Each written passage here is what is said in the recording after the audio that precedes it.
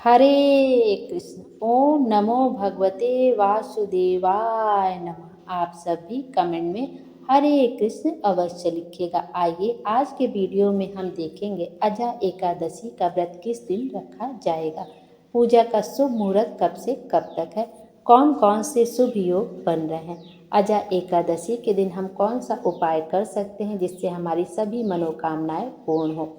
सबसे पहले हम सब देखते हैं अजा एकादशी का व्रत किस दिन रखा जाएगा।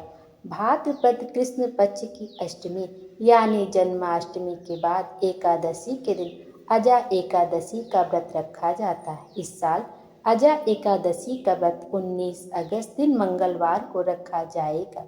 एकादशी व्रत भगवान विष्णु को समर्पित है। मान्यता है कि एकादशी व्रत करने से पापों से मुक्ति मिलती है, जीवन में सुख समृद्धि आती है, साथ ही व्यक्ति सभी सुखों को भोग कर अंत में विष्णु धाम को जाता है। एकादशी व्रत में भगवान विष्णु की विधि विधान के साथ पूजा अर्चना की जाती है। अजा एकादशी का व्रत।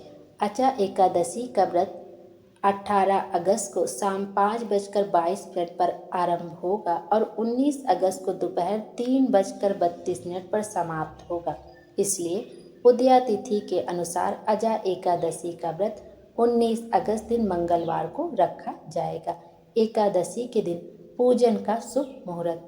पहला मुहूर्त है ब्रह्म मुहूर्त में सुबह 4:25 से लेकर सुबह 5:09 तक। फिर अभिजीत मुहूर्त है सुबह 11:58 से लेकर दोपहर में 12:52 तक।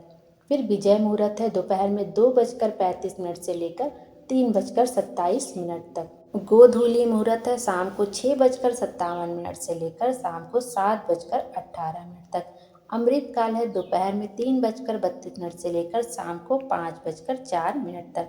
अजा एकादशी पर व्रत पारण का जो शुभ मुहूर्त है वो 20 अगस्त को किया जाएगा। शुभ मुहूर्त है सुबह 5:53 से लेकर सुबह 8:29 तक रहेगा। एकादशी व्रत का पारण द्वादशी तिथि के भीतर ही करना अत्यंत शुभ माना जाता है।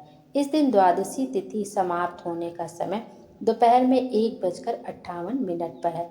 एकादशी में जब भी आप व्रत का पारण करें सबसे पहले तुलसी दल का सेवन करें, उसके बाद ही अन्य कुछ भी आपको ग्रहण करना चाहिए।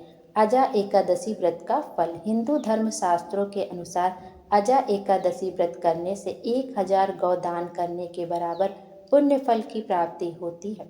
भगवान विष्णु की कृपा से आर्थिक स्थिति अच्छी होती है और संतान की संकटों से रक्षा होती है। आइए अब अजा एकादशी के दिन देखते हैं कि हमें कौन कौन से कार्य नहीं करने चाहिए। अजा एकादशी के दिन चावल ग्रहण नहीं करना चाहिए। इसके एक दिन पहले भी चावल ग्रहण नहीं करना चाहिए और एक दिन बाद भी कोशिश करना चाहिए कि चावल नहीं ग्रहण करना चाहिए। कहते हैं कि चावल ग्रहण करने से, एकादशी पर चावल ग्रहण करने से व्यक्ति अगले जन्म में रेंगने वाला जीव बनता है। अजा एकादशी के दिन तामसिक भोजन नहीं करना चाहिए, वाद विवाद से दूर रहना चाहिए, किसी वृक्ष की पत्ती को नहीं तोड़ना चाहिए और तुलसी दल को भूल से भी नहीं तोड़ना चाहिए और साथ में तुलसी माता को जल भी नहीं समर्पित करना चाहिए, क्योंकि इस दिन तुलसी माता का भी निर्जला व्रत होता है और जब हम तुलसी माता को जल समर्पित करते हैं तो उससे हमारा व्रत खंडित हो जाता है। अजा एकादशी के दिन कौन से कार्य करने चाहिए जिससे हमें शुभ फलों की प्राप्ति होती है, तो अजा एकादशी के दिन अन्न और जल का दान जरूर करना चाहिए। इससे भगवान विष्णु का आशीर्वाद प्राप्त होता है। अजा एकादशी के दिन संभव हो तो गंगा स्नान अवश्य करना चाहिए। माना जाता है कि इससे व्यक्ति को मोक्ष की प्राप्ति होती है। आइए अब अजा एकादशी के दिन कौन सा उपाय कर सकते हैं वह देखते हैं। अजा एकादशी के दिन आप मनोकामना पूर्ति के लिए यह उपाय कर सकते हैं और यदि आपके घर में पैसा रुक नहीं रहा है तब आप यह उपाय कर सकते हैं कि आप कमा तो बहुत रहे लेकिन वो कहीं ना कहीं गलत जगहों में खर्चा हो जा रहा है, दवाइयों में खर्चा हो जा रहा है, तब आप यह उपाय कर सकते हैं। आपको क्या लेना है, एक तांबे के पात्र में थोड़ा सा गंगा जल लेना है और उसमें जल डाल लेना है। पहले गंगा जल ही किसी पात्र में डाला जाता है, उसके बाद उसमें जल डाला जाता है। तो एक तांबे के पात्र में अपने घर का शुद्ध जल ले लें, थोड़ा सा उसमें गंगा जल डाल लें और उसके बाद उसमें 7 बेलपत्र डाल लें जो कहीं से कटी फटी ना हो, खंडित ना हो। उसके बाद अपने घर के आसपास जो भी शिवालय हो वहाँ पे चले जाइए और जो नंदीश्वर महाराज होते हैं, जो नंदी जी होते हैं, गंगा का जल आप उनके चरणों में समर्पित कर दें। श्री शिवाय नमस्तुभ्यम बोलते, नमः शिवाय बोलते या ओम नमः शिवाय बोलते हो। और जो 7 बेलपत्र है आप वो जाके भगवान शिव जी के शिवलिंग पर समर्पित कर दें। आप देखेंगे कुछ ही दिनों में आपके घर में पैसा रुकना शुरू हो जाएगी। जो भी आपकी मनोकामना होगी वो ज़रूर से ज़रूर पूर्ण हो जाएगी। जब भी आप शिवलिंग पर बेलपत्र समर्पित करें तो श्री शिवाय नमस्तुभ्यम में नमः शिवाय बोलते हुए शिवलिंग पर बेलपत्र समर्पित करें।